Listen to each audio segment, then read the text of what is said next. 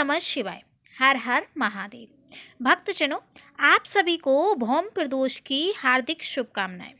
श्रावण कृष्ण पक्ष उदयकालिक द्वादशी तिथि उपरांत त्रयोदशी तिथि 22 जुलाई 2025 दिन मंगलवार को किया जाएगा।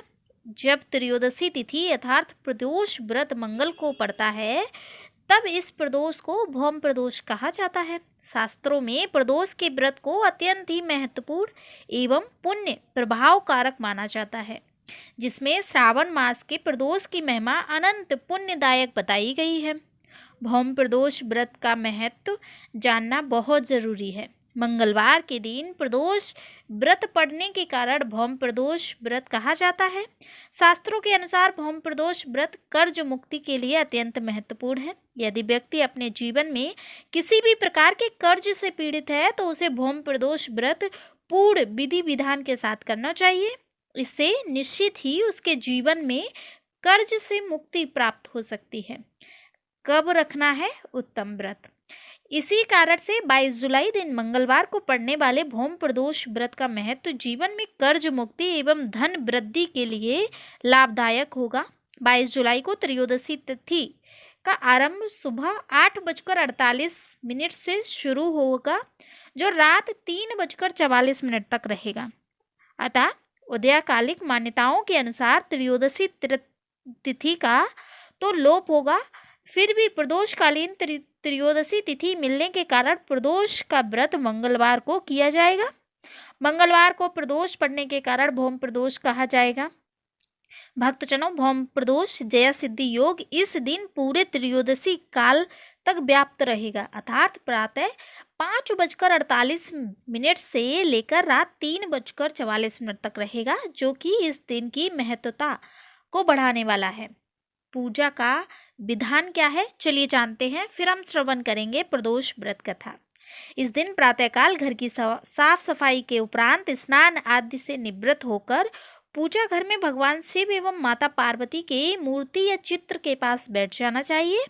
पूजा स्थल में विद्यमान सभी देवी देवताओं के समक्ष व्रत का संकल्प लेने के बाद क्षमता के अनुसार उपलब्ध सामग्री अक्षत, रोली, चंदन, गुलाल जल, सुगंधित द्रव्य, धूप, दीप, नैवेद्य, पुष्प, घी, पंचामृत, पंचमेवा तथा मौसमी फल आदि से अर्पित करते हुए भक्तजनों शिव पूजन करना चाहिए।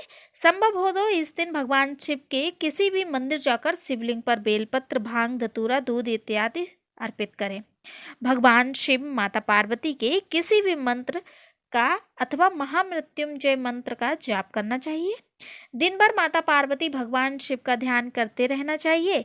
दिन भर व्रत रहते हुए सायंकाल प्रदोष काल में भी भगवान शिव माता पार्वती की विधिवत पूजा अर्चना करनी चाहिए। ऐसी मान्यता है कि ऐसा करने से जीवन में धन धान्य की वृद्धि होती है, घर में सुख समृद्धि आती है तथा किसी भी प्रकार से जीवन में कर्ज हो तो वो समाप्त हो जाता है। भक्तजनों, भौम प्रदोष के दिन आप पूजन इत्यादि करके शिव कृपा पा सकते हैं। और अब हम श्रवण करेंगे प्रदोष व्रत कथा। तो प्रेम से बोलेंगे भगवान शंकर की जय, माता पार्वती की जय। एक नगर में एक वृद्धा रहती थी। उसका एक ही पुत्र था। वृद्धा की हनुमान जी पर गहरी आस्था थी। वह प्रत्येक मंगलवार को नियम पूर्वक व्रत रखकर हनुमान जी की आराधना करती थी। एक बार हनुमान जी ने उसकी श्रद्धा की परीक्षा लेने की सोची। हनुमान जी साधु के भेष धारण कर वृद्धा के घर गए और पुकारने लगे, है कोई हनुमान भक्त जो हमारी इच्छा पूरी करे? पुकार सुनकर वृद्धा बाहर आई और बोली, आज्ञा महाराज। हनुमान जी बोले, मैं भूखा हूँ, भोजन करूँगा, थोड़ी जमीन लीप दे। वृद्धा दुविधा में पड़ गई, अतः हाथ जोड़कर बोली, महाराज, लीपने और मिट्टी खोदने के अतिरिक्त आप कोई दूसरी आज्ञा दें, मैं अवश्य पूर्ण करूँगा। साधु के 3 बार प्रतिज्ञा कराने के बाद तू अपने बेटे को बुला, मैं उसकी पीठ पर आग जलाकर भोजन बनाऊंगा। यह सुनकर वृद्धा घबरा गई, परंतु वह प्रतिज्ञाबद्ध थी। उसने अपने पुत्र को बुलाकर साधु के सामने खड़ा कर दिया। भेषधारी साधु हनुमान जी ने वृद्धा के हाथों में ही उसके पुत्र को पेट के बल लिटवाया और उसकी पीठ पर आग जलवाई। आग जलाकर दुखी मन से वृद्धा अपने घर में चली गई। इधर भोजन बनाकर साधु ने वृद्धा को बुलाकर कहा, तुम अपने पुत्र को पुकारो ताकि वह आकर भोग लगा। इस पर वृद्धा बोली, उसका नाम लेकर मुझे और कष्ट ना पहुंचाओ। लेकिन जब साधु महाराज नहीं माने तो वृद्धा ने अपने पुत्र को आवाज लगाई। अपने पुत्र को जीवित देख वृद्धा को बहुत आश्चर्य हुआ और वह साधु के चरणों में गिर पड़ी। हनुमान जी अपने वास्तविक रूप में प्रकट हुए और वृद्धा की भक्ति का आशीर्वाद दिया। भक्तजनों, जो भी भक्त भौम प्रदोष व्रत पूरी श्रद्धा भाव से करता है, उसकी सभी मनोकामनाएं भगवान शिव और श्री हनुमान जी पूरा करते हैं। प्राचीन काल में एक गरीब पुजारी हुआ करता था। उस पुजारी की मृत्यु के बाद उसकी विधवा पत्नी अपने भरण पोषण के लिए पुत्र को साथ लेकर भीख मांगती हुई शाम तक घर वापस आती थी।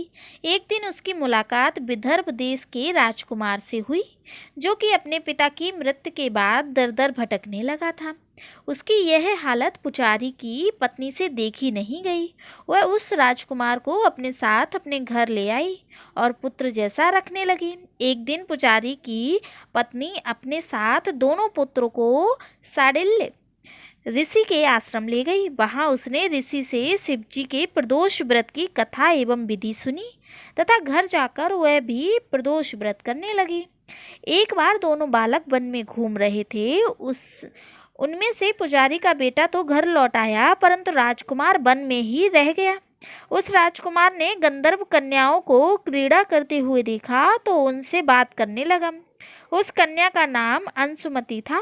उस दिन वह राजकुमार घर देरी से लौटा। राजकुमार दूसरे दिन फिर से उसी जगह पहुंचा जहां अंशुमति अपने माता पिता से बात कर रही थी। तभी अंशुमति के माता पिता ने उस राजकुमार को पहचान लिया और उनसे कहा कि आप तो विदर्भ नगर के राजकुमार हो ना, आपका नाम धर्मगुप्त है। अंशुमति के माता पिता को वह राजकुमार पसंद आया और उन्होंने कहा कि शिवजी की कृपा से हम अपनी पुत्री का विवाह आपसे करना चाहते हैं। क्या आप इस विवाह के लिए तैयार हैं? राजकुमार ने अपनी स्वीकृति से तो उन दोनों का विवाह संपन्न हुआ। बाद में राजकुमार ने गंधर्व की विशाल सेना के साथ विदर्भ पर हमला किया और घमासान युद्ध कर कर विजय प्राप्त की तथा पत्नी के साथ राज्य करने लगा। वहां उस महल में वह पुजारी की पत्नी और पुत्र को आदर के साथ ले आया तथा साथ रखने लगा। पुजारी की पत्नी तथा पुत्र के सभी दुख व दरिद्रता दूर हो गई और वे सुख से जीवन व्यतीत करने लगे। एक दिन अंशुमति ने राजकुमार से इन सभी बातों के पीछे का कारण और रहस्य पूछा। तब राजकुमार ने अंशुमति को अपने जीवन की पूरी बात बताई और साथ ही प्रदोष व्रत का महत्व और व्रत से प्राप्त फल भी अवगत कराया। उसी दिन से प्रदोष व्रत की प्रतिष्ठा व महत्व बढ़ गया तथा मान्यता अनुसार जो लोग यह व्रत करते हैं, कई जगहों पर अपनी श्रद्धा के अनुसार स्त्री पुरुष दोनों ही इस व्रत को करते हैं। इस व्रत को करने से मनुष्य के सभी कष्ट और पाप दूर हो जाते हैं, मनुष्य को अभिष्ट की प्राप्ति होती है।